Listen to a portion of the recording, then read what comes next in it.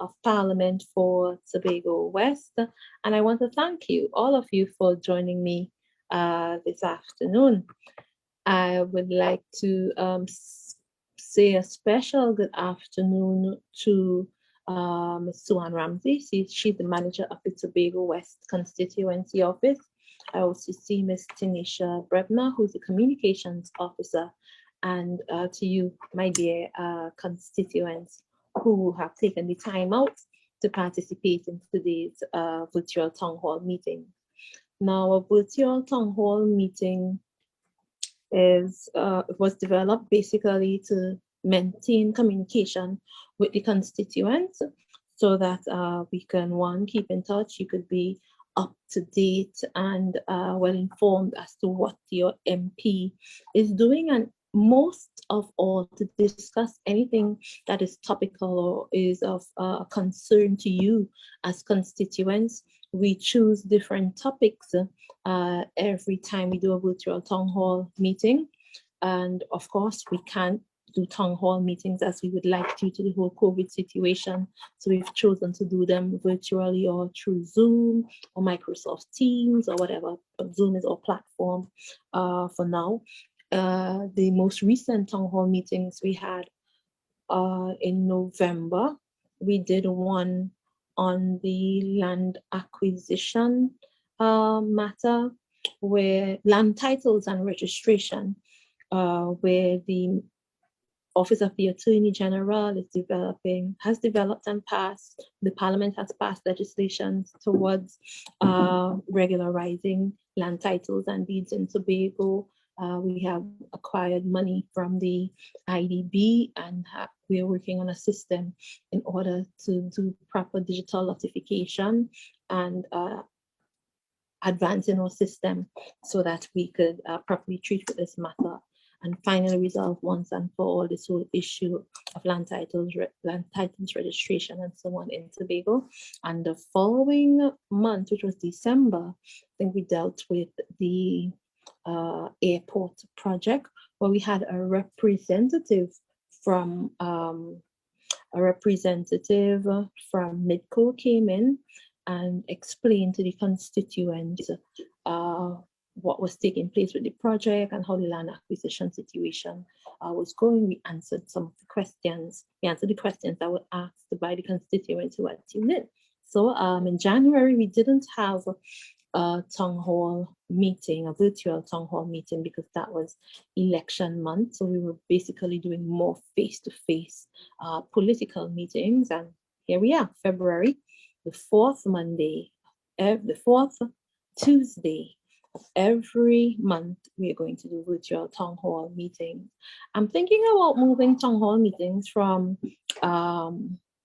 Tuesday to Monday, because on Tuesday, the Senate sits on a Tuesday. That's the upper house. So the Senate sits on a Tuesday, and I wouldn't want to cause anybody who wants to see the Senate or participate in or follow, I should say, the Senate discussions to have to miss that to watch my virtual town hall meeting or vice versa. So I may change that day back to Monday. So, ladies and gentlemen, I'm Shamfa Kojo, your Member of Parliament for Tobago West. I have been the Member of Parliament for Tobago West since 2015, so I'm now serving in my second term. I entered Parliament when I was 28 years old as a senator, an opposition senator, and I would have served 5 years in the upper house. And oftentimes people don't know the difference between the upper house and the lower house. The upper house, the members of the upper house are nominated. So each political party would have the opportunity to nominate people to the second house or the upper house. And that's where bills or legislation usually go for a second look. It acts as a check and balance, as a support system even to the main parliament or the House of Representatives. But we have a bicameral system, whilst right now in Tobago, the Tobago House of Assembly is a unicameral system. Unicameral meaning one chamber. So there is no upper house or no Senate right now in the Tobago House of Assembly, whilst for the Parliament, we have a bicameral system. That's where you have the House of Representatives, so which we call the lower house, or the house that is closer to the people. So in order to be a lower house representative or member of the House of Representatives, you have to be voted in by the people. We have 41 constituencies right now in Trinidad and Tobago. So I represent the constituency of Tobago West. Therefore, I'm in the House of Representatives. In the Senate, you have the government gets to nominate 15 senators. The opposition gets to nominate 6 senators, and the independent the president nominate 9 independent senators, and then you have the presiding officer of the Senate. So I've decided to do this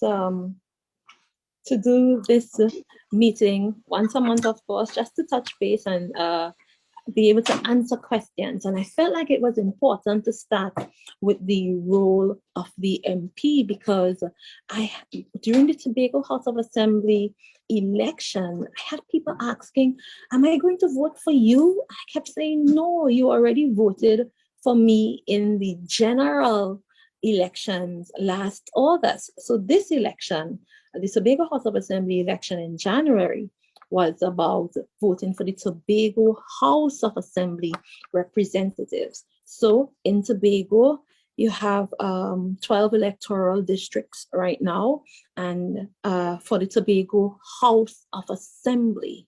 Yeah, so for instance, you have Bethel, Mount Irvin, you have Plymouth, Golden Lane, Lake Coteau, you have Spring Garden, Wim area, Spring Garden, Wim, Black Rock, and you name it, the 12 different electoral districts.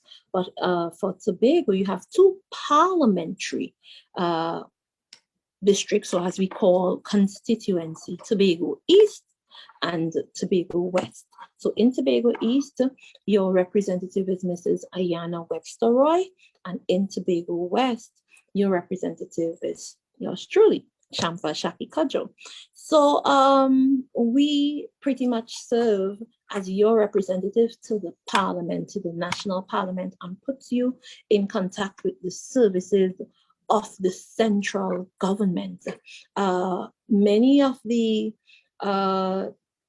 items in Tobago that people are concerned about fall under the Tobago House of Assembly, because you know that right now as we speak, the Tobago House of Assembly, we have a certain level of authority. It's not where we want to be. It's not where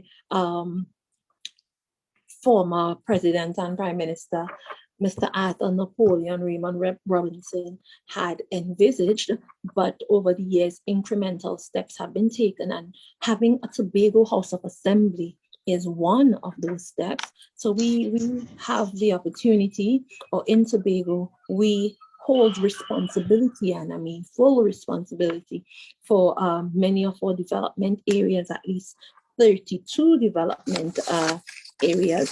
So there's a difference as it relates to what your MP can do for you versus what your Tobago House of Assembly representative can do for you. And it's important that we get to understand the difference, and important that we understand who reports to where, and what is debated where, and who exactly represents you in whatever matter. So let's take, for instance, somebody comes to me for, let's say somebody comes to me to say, hi, the playground in my area needs a fixing. Now, sports in Tobago is under the Tobago House of Assembly. So I can't come and build a playground or fix your playground per se, because infrastructural works, sports, housing, tourism, as it relates to policy and implementation and actually doing projects and so on, that falls under the remit of the Tobago House of Assembly. So if a constituent comes to me in my capacity as their MP on Constituency Day and ask for help in an area that is under the remit of the Assembly, I now have to reach out to the Tobago House of Assembly representative or the specific office to ensure that that person gets that help or assistance that they are looking for. So oftentimes the MP is not able to deliver directly the specific service that you may be concerned about, whether it's in education, community development, because a lot of people think that just because I am a minister of sport or minister of community development, that means I'm also fully responsible for community development in Tobago or sports in Tobago. I tell them the only sporting facility that I'm responsible for in Tobago is the Dwight York Stadium, and it is our intention when that is completed to hand over to the Tobago House of Assembly when the Assembly has agreed to accept based on their preparation and their ability to maintain and so on when we're finished completing the project. So that's an important thing for Tobagonians to know. The 5th schedule of the Tobago House of Assembly Act and the items under the Tobago House of Assembly Act, and then exactly what can you actually come to your minister or your MP for. Now, it's important to note that all MPs are not ministers. All members of parliament are not ministers, and all members of parliament are not a part of the cabinet. So now the cabinet is made up of ministers of government selected by the Prime Minister to be a part of it's called the cabinet. Well, it's like a circle of or unit that does the thinking, the processing of notes as it relates to the deliberation of the country's business. And so each minister is responsible for a different area of the government administration. Then you have some MPs who are not ministers, or they are minister in the office of or minister in the ministry. Some people call them junior ministers, but that's not the case. A minister is a minister. It's a minister, you know. So, but you have some MPs who are not ministers. For instance, you have Keith Scotland, who is representing the Port of Spain area. East Port of Spain area, and he is not a minister. Yeah, so he's an MP, meaning he's a member of parliament, but he is not a minister of the cabinet. And you get to be a minister of the cabinet based on the discretion of the Prime Minister. So it makes the role of an MP quite interesting, or you wear many hats. So you're responsible for your constituency in your capacity as a member of parliament.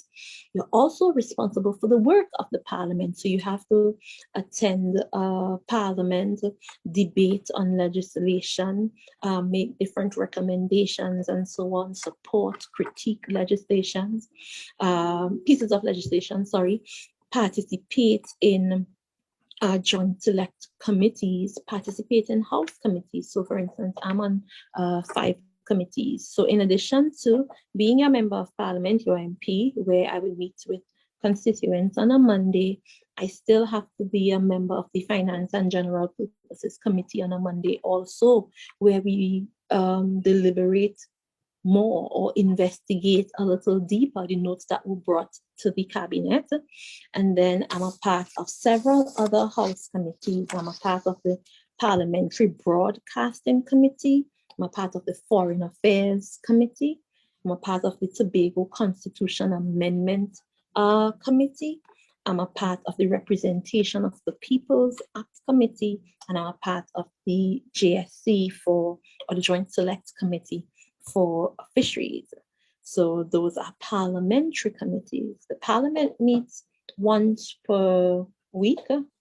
A sitting of the parliament could be called anytime, but our usual meeting day is on Fridays, and we usually meet from 1:30 until the debate ends, or until the business of the day ends. your parliamentary committees can meet any day of the week, because we determine our own business within the committee.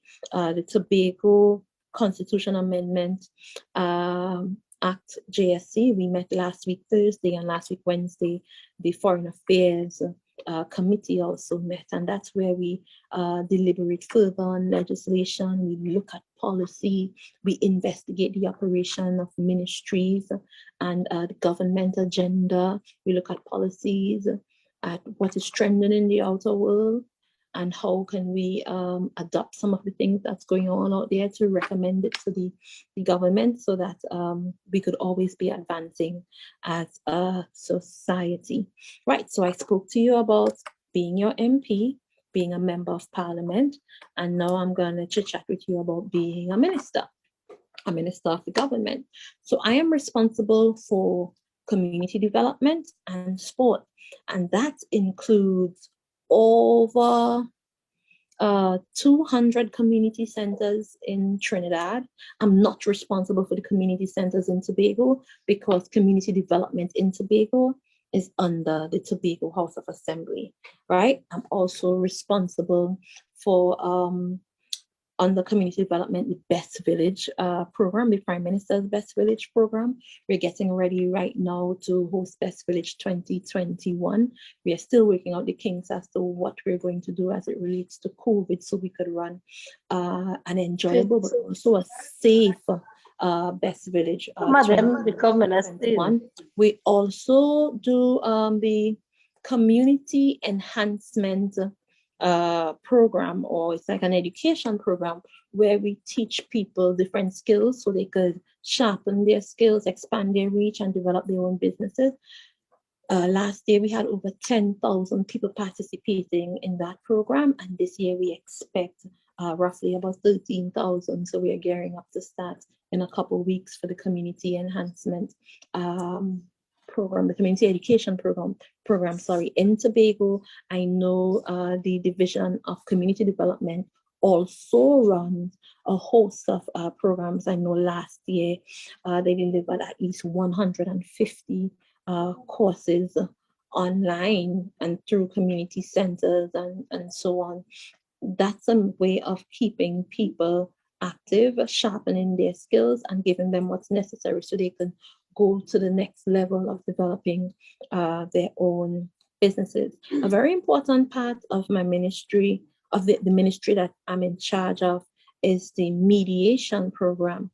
And the mediation program is used where this specific unit acts as a mediator to prevent chaos and confusion and discrepancy within the community from escalating into crime. Yeah, so we deal with a host of different matters, from violence within the community and discrepancies and disagreements among friends and family, all the way to helping parents, co-parents. So if you're in a relationship and it didn't work out and one person has to go one way and the other, how do you raise the child in a loving and harmonious relationship, even though you have decided that the relationship has ended? And what else we do here in community development? Oh, we have sport. Sport is a very wide area, in that we're responsible for over 54 sporting disciplines. So you name it: football, cricket, hockey, volleyball, Scrabble, ballroom dancing, track and skeet, all types of different sporting disciplines. They have their national governing bodies, and we have to help them with delivering their programs, assist them in keeping the necessary order, in planning their long-term athlete development programs, providing the necessary financial and technical assistance, and helping them build programs and projects to better serve communities. Now, this COVID, and providing assistance to them so they could participate regionally and internationally. Of the 54 disciplines, you have 15 falling under sport TT, and that would be like football, cricket, volleyball, the more high performance ones that make it to that do a lot of regional competitions and international competition. And you have some of the, I don't want to say smaller, but the less active or the less busy ones are being run by the ministry. So Dragon Boat, and I don't even like to consider Dragon Boat less busy, because Dragon Boat is doing a lot of work in the schools. Well, when we didn't have COVID, Dragon Boat was very, very active, and I know that they're still doing good work. So that's just to give you a little spotlight. We're preparing athletes for the Olympics.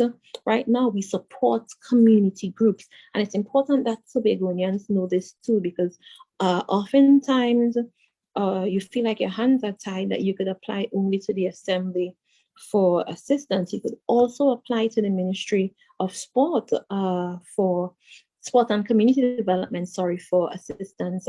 We've assisted Tobago athletes in the past and Tobago community groups in the past. A matter of fact, just was earlier in this month, we distributed close to $800,000. I think it was $794,000 plus, some to athletes and some to community groups. And from those groups, I took a little note of it so that I could share.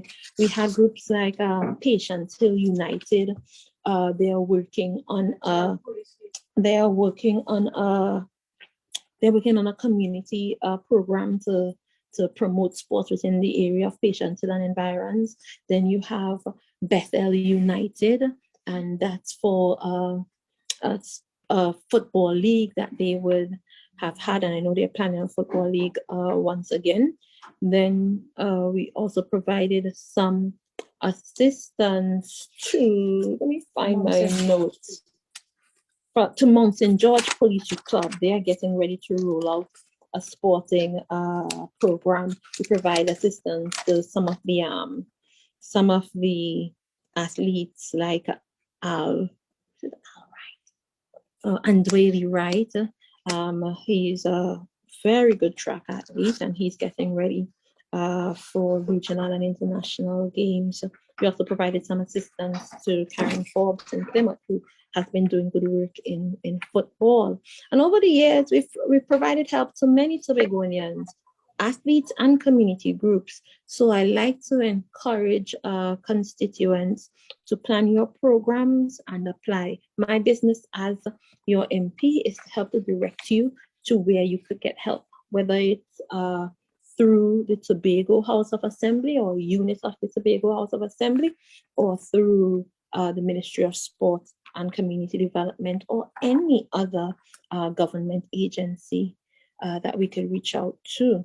I forget to mention that also under my watch in the Ministry of Sport and Community Development, we have the self-help program, the National Self-Help Program, which is national in scope, where we assist residents or applicants with a small grant towards fixing their homes to prepare them for flooding and rainy season, to help them to recover from disaster like fire and hurricane and that type of thing. So that's the National Self-Help Commission. And we have Sport TT. Sport TT is the sport company of Trinidad and Tobago. And the third one is Export Commissions. And Export Commissions work specifically with the handicraft community in Trinidad to help them develop their handicrafts to a standard that is good enough to take to market, so that customers on the outside could see what we're doing in Trinidad and Tobago. And for this fiscal year, we're working on creating an online craft market. We don't have much travel taking place now, but if you like little trinkets and so on from Trinidad and Tobago, you could always reach out online and purchase. So it's about doing that type of thing through the Export Commission and helping those people who create different handicraft items to build the confidence and give them the necessary skills and training so they could brand and package their products to take it to market. A very exciting feature of our program this year in the ministry is to do different handicraft markets where we could bring through each community throughout Trinidad and hopefully we could get to do at least one by collaborating in Tobago, where you can bring your products to market, and we can do regional fairs or district fairs as we call them. So that's in the works right now as we collaborate with the Best Village unit to do so. So that's a little synopsis on what I do. Maybe I should take you through what my schedule looks like. I would start with Monday. Monday is basically my constituency day in Tobago, but I usually start around 9 o'clock and end at about 1:15, because at 1:30 I jump into the Finance and General Purpose Committee meeting. That's where we do a deeper investigation of some of the items brought to the cabinet. Then I get out by 4 o'clock to hit the streets, because I just started walking weekly rather than monthly in the constituency. So I would choose a different area of the constituency just to check in with people, find out what are their concerns, and so on. On a Tuesday, I tend to work on doing follow-up, because it's one thing to meet people and another thing to follow up. I also use Tuesday, depending on the workload, to meet with stakeholders, whether it's in sport or community development, who may want to meet with me and to conduct research on areas that may be important to my constituency, so I could always be in the know to share with people as to what is going on this project or that project. You know, on Wednesday is my I like to call it my busiest day in the ministry, because that's the day we meet with the permanent secretary, so that we can make sure that we're on one page as it relates to the program of the ministry. And I meet also with groups, with units of the ministry, the different state bodies under my watch, and go through correspondences and so on sent to the ministry and respond, and so on. Sit with units who are planning programs to ensure that we are saying the right thing, doing the right thing, we're on course, we're on track with our spending. So that's what Wednesday is like. Wednesday is usually a very, very, very long day in the ministry. On Wednesday night, I would have to read and prepare for cabinet, because cabinet, the meeting of the cabinet or the meeting of ministers along with the prime minister is usually on a Thursday morning, and we would be there for as long as it takes for us to complete the business before us. Thursday is just cabinet day. Nobody knows how long it's going to last. You just have to make yourself available to be at cabinet. I often try to squeeze in stuff at the end of the day after cabinet, just in case I have to visit a specific community center or sports project or participate in an event of the ministry. On Thursday night, I would read and get myself ready for Parliament, because Friday morning or Friday at 1:30, we have to be at Parliament, ready to debate, ready to discuss, ready to scrutinize, and just ready to participate in the business of the house, taking care of the people's business until whatever time it ends. Some days it may end as early as 6:30, and those are lucky days. And there are days that we can go to 1, 2 in the morning, and I've been in the Parliament later. Oftentimes on the weekend, I make my way back to Tobago, depending on the workload, because of the nature of the ministry, sport and community development. Most sporting activities take place on the weekend, and most community activities take place on the weekend too. So sometimes I may have to be down here for a little bit and then run to Tobago, or be in Tobago and come down really quick for an event or whatever. And then goes on and on and on. It's the same thing over and over. Yes. So that's pretty much what the schedule look like. And what else might I want to explain to you? Oh, so that's a little background on what I do as it relates to my my constituency. Let me tell you what my constituency plan or my constituency schedule is like. Every Monday we have constituency day where we meet constituents from 9 to 1 or 1:15, and in the afternoon on Mondays, as long as I'm not roving or doing one of these type of meetings, I'm walking, right? So that's what Monday is about. I do FNGP in the afternoon on Monday. Yes, I went through the whole week for you already. I forgot what I was just where I was just about to take you with why I started back telling you about Monday. It was the constituency schedule. And then we have roving public day on the third Monday of each month. Roving public day. Roving public day is when we take the office and into a community center or an area in the community so we could get closer to the people. You walk to people's homes and knock on their doors to get their votes. If they don't feel like coming to your constituency office, we try to meet them on there too. So for instance, last Monday, February 15th, we did a roving public day in Black Rock. So we stayed in the community center all day on Monday, the 15th. Yeah, and so next month, on the third Monday, we're going to go to a different community center. What else? So then we have roving. We discussed public day. We discussed roving public day. We walking, where walking is weekly. What else do we have? The virtual town hall meeting, which is on the 4th Tuesday right now, but I'm thinking of moving that to Monday because 4th Tuesday is Private Members Day in the Senate, and some people may want to tune in to Private Members Day. Somebody has a question, so they're asking me to take a little time out to answer a question. Can you show me the question, please? Sure.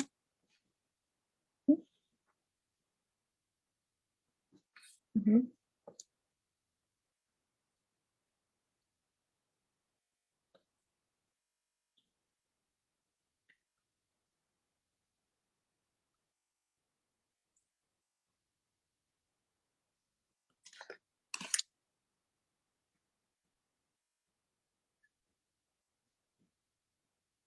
Oh, okay. I'm being asked by somebody about Dragon Boat. I'm told that Dragon Boat teams in Tobago have been told that they cannot go back into the water until they're given some type of clearance. That I'll have to find out about because that is not so in Trinidad.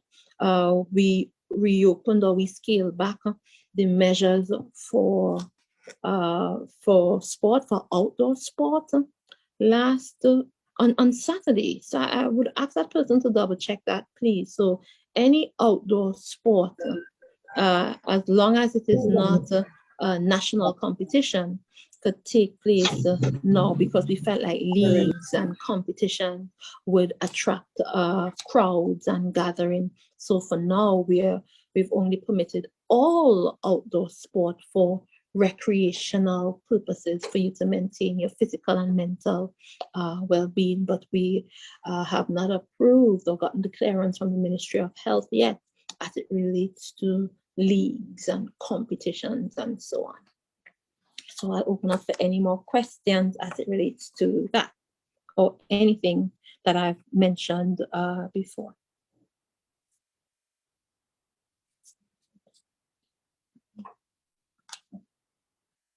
Yeah, that's the same question.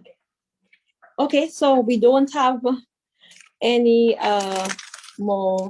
any questions at this point. We hope later on, if you have questions, feel free to ask them. I like to take a sneak peek into what happened in Parliament in the House of Representatives over the last month. So the month of February, we met on February 5th, February 12th, and February 19th And this Friday, February 26th, we are going to meet again. On February 5th, we started debate on the evidence amendment bill. And on February 12th, we continued the debate on the evidence amendment bill. And, you know, that was a really sensitive topic because it spoke to the government trying to amend the legislation to provide for electronic evidence to be accepted and utilized in the courts. For instance, CCTV recording and so on, and help us to make it easier for the person who's providing the evidence to provide that evidence. Yeah, so that went on for 2 weeks. At first, we didn't have the support of the opposition because the opposition didn't vote for the bill in the Senate, but the independents voted for the bill, causing it to pass in the Senate. And then in the lower house, the opposition eventually supported the legislation on the second day, and that was evidence amendment bill. So we completed that debate and passed that legislation on February 12th, 2021. Then we also passed the tobacco control amendment, and that is to ensure that the packaging and the labeling of tobacco packages are done in such a way so that we clearly state the health challenges or the threats to your health, and properly warn everyone as to what could happen if you take tobacco products. I think that's good for all of us, especially for young people and children. And on February 19th, which was last Friday, we debated the Tobago Amendment Bill that was to amend the Tobago House of Assembly Act based on the whole deadlock situation. It was a consequential amendment to provide for the increase in the number of seats in the Tobago House of Assembly, and to allow the Tobago House of Assembly the necessary, all that they need, so that they could the chief secretary would meet with the prime minister and the president in order to negotiate or to deliberate on calling fresh elections if you're not able to constitute and properly constitute the assembly within 14 days. As you know, there was much talk, and there still is much talk and hype and action and activity as it relates to this topic. I have done some social media posts on this topic. I've also done a media interview this morning on I-95. And if you guys want to delve a little deeper into that topic, we could do so this afternoon. So that's what Parliament was about. We could go back to that in the end if you so desire. I will take you through also some of the happenings or some of the highlights of this month. On February 4th, that's when we distributed the $794,000 in checks to the athletes and the community groups. On February 5th, that's when we did the evidence amendment bill. We also had a meeting of the Joint Select Committee for Internal Self-Government on that day. On February 9th, I had a good walk in the Mount Grace Idlewild area where we connected with the people of that area. And on February 10th, I did a day at work with the MP where I did lives throughout the day to take people through exactly what I do on an office day. On that day also, we launched at Sport CT capacity building workshops for national governing bodies of sport and community sporting organization. And I think that is really important for a time like now. We couldn't go out and play, but that doesn't mean that sport has to stop. We could still look at the business side of sport, the administrative side of sport, sharpening our skills, planning better, developing the proper rules and regulations so that when we go out to play once again, we'll be in a better position to do so, and helping community groups, especially in the management of their organizations and planning, in adapting to this whole COVID-19 situation as to how to write proposals so that they can access government funding and access private sector funding and so on. Then on February 13th, we launched the Youth Health, the Healthy Youth program. It's called, we have a national program running with Ministry of Health called TT Moves, and that's where we're trying to encourage total participation in sport or physical activity to get people up and moving once again. And a critical part of that project is in some of the community centers throughout Trinidad and Tobago. We are putting gym equipment in the ones that have the necessary space, so that athletes within the community could train at their community centers. And some of the people, once you schedule properly, could utilize the gym area in the community centers that are in phase one. And phase one so we launched at Diego Martin week before last week, Saturday. And this Saturday we're supposed to go to St. James. And I know that in phase two in the project, we have Roxborough, Canaan Bonaccord, and Shaw Park. Those are the three locations that are going to be receiving the gym equipment when we get to phase two. So let me go to February 15th. That was when I did the roving public day in Black Rock. And last week also, I had another meeting of the Joint Select Committee.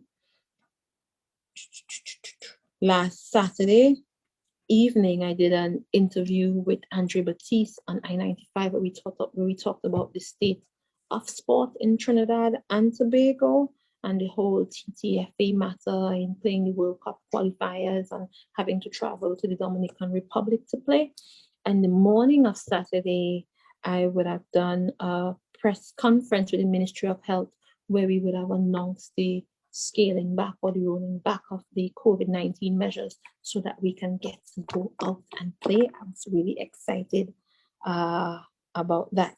Today, I also did another interview on I-95 to talk about this whole internal self-government matter, because I'm a member of the committee. I also had been a part of the negotiations since the consultations since 2008. So I got to share some of my experience and weigh in on the matter as a member of parliament, as an MP for Tobago West, and as a member of the Joint Select Committee. Tomorrow, Wednesday, the ministry has to meet with the Ministry of Planning so that we could look at our spending for the year and look at our programs to make sure that we're still on course, still on budget. If there's money that needs to be moved around to another vote or another line item, we get to discuss that. Tomorrow and in the afternoon, I meet with TTFA on the way forward for football. I meet with the head of the normalization committee and Sport TT, so we can start those discussions to determine the future of football.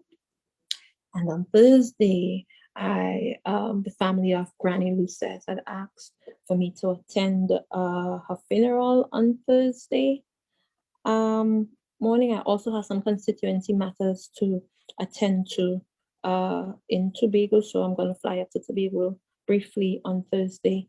On Friday morning, we meet with the sport division within the ministry to look at our community sport program, so that when we finally have the okay to go out and play, we're going to be ready to hit the ground running. And in the afternoon, we go to the parliament to discuss energy matters and a motion relating to the ministry of the Minister of Energy. On Saturday, we're in St. James launching the gym project there, the TT Moves project there. And on Sunday it starts again. So that explains the month in a review, or the highlights of some of the things that I would have done. We talked about a peek at the parliament, and I want to open up the floor so that you guys could ask questions, raise whatever items you may want to raise, and we can go from there. So I would stop the talking for now and allow you to raise your items, please.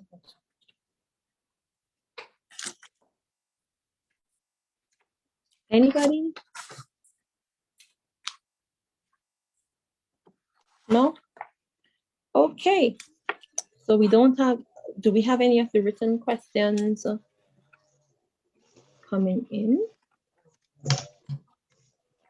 Madam Minister, MP, Hi, good afternoon. good afternoon. I was just listening to you enunciating the role and responsibility of a member of parliament. Mhm. And from my experience, our population, as you rightly said, is sort of a lacking in knowledge. I want to propose, in addition to the town hall meetings, etc., that you're having, that you implement a program of school visits, especially secondary schools. Mhm. Because at that level, they may be able to start understanding better and be able to make better choices with their civic responsibilities and so on later. So just a thought, because we really have to change the mindset of persons in this community. Thank you. Okay, thank you very much. I used to do the school visits. That used to be one of my favorite parts of constituency engagement. My last school visit was in March of 2020, and that was it was the week before. I think it was the week we were getting ready for common entrance, because I remember I had distributed common entrance C, as they call it now, C packets to a school in Tobago. And then after that, we had the whole COVID situation.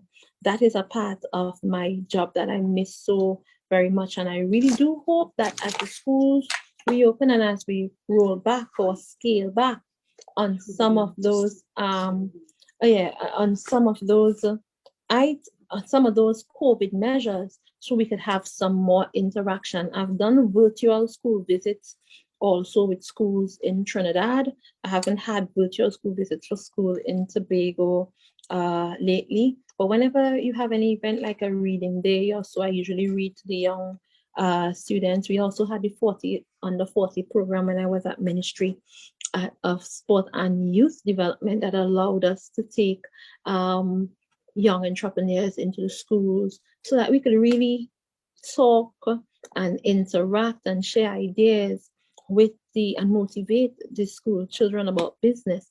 But there's also the need for civic engagement where we can educate them about the parliament, about the difference between the parliament and the Tobago House of Assembly, the different responsibilities, who their representatives are, and the history of Tobago, even this journey for internal self-government. So I look forward to that type of engagement in this term, and hopefully the whole COVID situation would ease us up and allow us to have much more interaction. Let me tell you, it's kind of difficult holding the attention of high schoolers and primary schoolers through this platform, but we'll do our best. And I could reach out to some of the schools. As long as they say okay, I'm always on board for that type of thing, educating young people. Yes?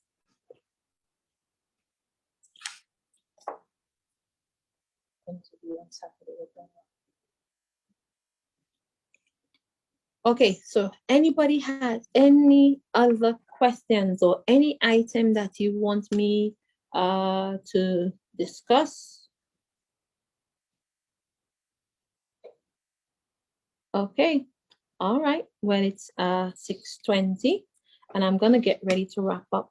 But even though we didn't have questions, I'm still gonna take the time out to just inform you a little bit as to what has taken place and what has taken place, because I've been listening to the media. There's a lot of confusion and miseducation about this whole Tobago amendment bill and what the government has Okay, I'm learning now that Liz has a question. Go Hi, ahead, Liz. good afternoon. So Good what happened afternoon. is this question has Mhm, to do with more charity because I mhm, know you're the representative for Tobago West. I also have a mhm, foundation, but mhm, my foundation could only do so much. So many mhm, people have been reaching out and asking for food items, etc. And I really cannot assist all the time. So sometimes I tell persons, at least contact your member of MP. parliament. Mhm, Please visit. I mean, knowing you, Miss Kajo, you normally have, I normally also send them the flyer stating mhm, these are the numbers that you can call, visit your MP. So what else is available for persons? I know of a mother right now whose family don't have anything to eat in the Canby area. mhm. So I don't know where could they go? I think that once you people in Tobago, I think, always have at least two options.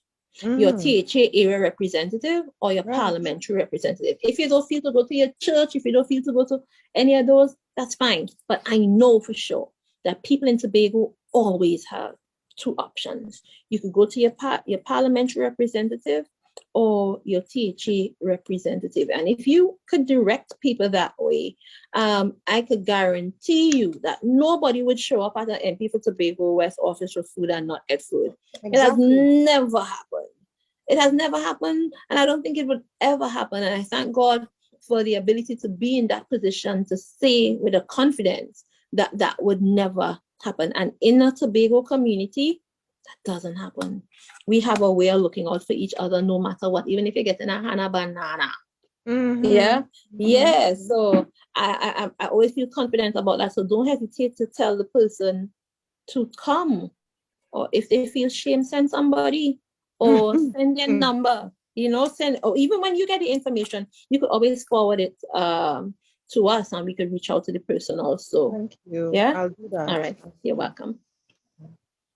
Anybody else? Any questions? It's 6:23. It's rolling down to 6:30. All right. So, um, any questions about anything topical in Tobago, anything, or even if the next time we have with your town hall, you want us to cover a specific item or specific topic, please let us know. And once we can, we usually can. We could get the research and tell you what's happening on that specific topic. So don't hesitate. If you can't remember it off the top of your head right now, feel free to send send us a little email, send us a little Facebook post in our inbox, and we could cover whatever it is you like. But I want to say thank you all for coming out and showing up at our first meeting. I know the attendance for this one is less than the last one because we had circulated the password and so late. So it was only a couple minutes before we started. Yeah, so today we had 22 people logging into this meeting, and this is our lowest attendance so far, but we still appreciate you logging in. I want to apologize for sending the password and the link late. We'll do better on that next time. But anything you want us to discuss, any item you want us to cover, any questions, please do feel free to submit those questions, submit your concerns, and we'll do our very best to address them. So, ladies and gentlemen, I won't say boys and girls. I see some young faces, but I still won't say boys and girls. Ladies and gentlemen, I want to thank you for logging in. It is my pleasure to serve you. Always my pleasure to serve you. I want to thank you for your support and your love over the years. And I just want to encourage you to stay informed about what's taking place, stay educated about what's taking place, think about your life, think about your community, think about your family, and make the necessary decisions to lead you in the right direction so that we can afford the quality of life that we so desire and live in a peaceful orderly Tobago. So I want to thank Tobago West sincerely from the bottom of my heart, because I won't be here, I won't have the ability to serve, which brings so much joy to me, if it weren't for you. So to all of you, thank you, thank you, thank you, and have yourself a wonderful day. Thanks for tuning in. God bless you. Love you all.